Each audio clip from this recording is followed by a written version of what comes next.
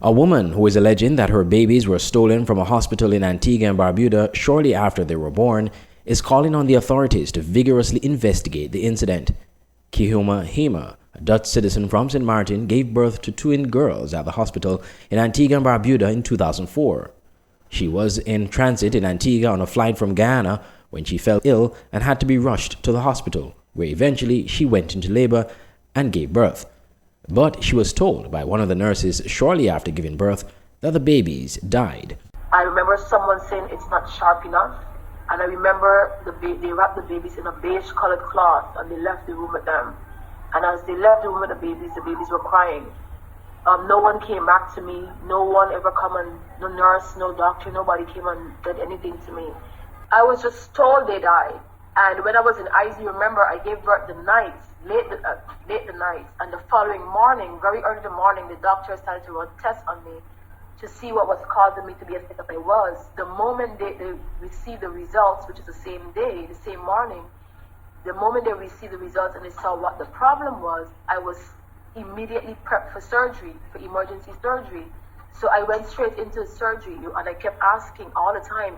I asked what time did they die, like what was their cause of death and where their bodies are, where they're buried, and no one ever answered me. After leaving Antigua some days later and upon further investigation, Ms. Hamer noticed some irregularities in the story from the hospital about the death of her babies. The following day I was discharged, my mom was there, and I received a bill from the hospital, and my mom left someone's name at the hospital in our absence, because we would be returning to St. Martin. In our absence, this would be the person that will come to make the payments on our behalf. We were also instructed that I was not allowed to leave Antigua for at least 1 week because I needed to have like medical checkups. But my medical checkups was not done at the hospital. It was done at the doctor's private clinic. The doctor who operated on me, it was done at his private clinic. So I never returned to the hospital. When we left Antigua the end of September. It was a Thursday. And 5 days after the Tuesday, my mom sent $1,000 Western Union to the person whose name was left at the hospital to make the payments on our behalf. That person collected the money, went to the hospital, called my mom and told my mother, and the hospital said there's no record of any Keoma Hamer ever being at the hospital, and the money was sent back to St. Martin. A few years later, Hamer made a startling discovery. She recounted a conversation she had with a retired nurse at a conference in Antigua in 2016. According to Hamer, the nurse happened to be one of the nurses who worked that night when she gave birth. She said the retired nurse gave her some information which suggested that one of the nurses on duty that night had something to do with her newborn daughter's mysterious disappearance. I said, my children are not dead and they're alive, and I know they are.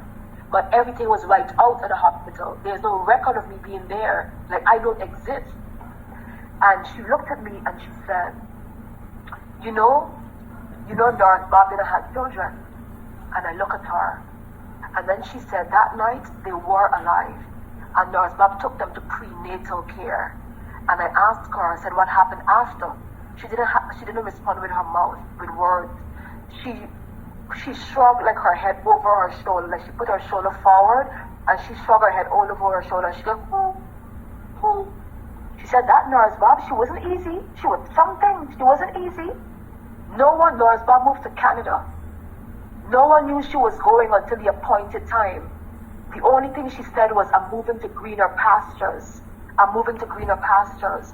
And I asked, I said, how long after did she leave? She said, not long after, a couple months to a year after.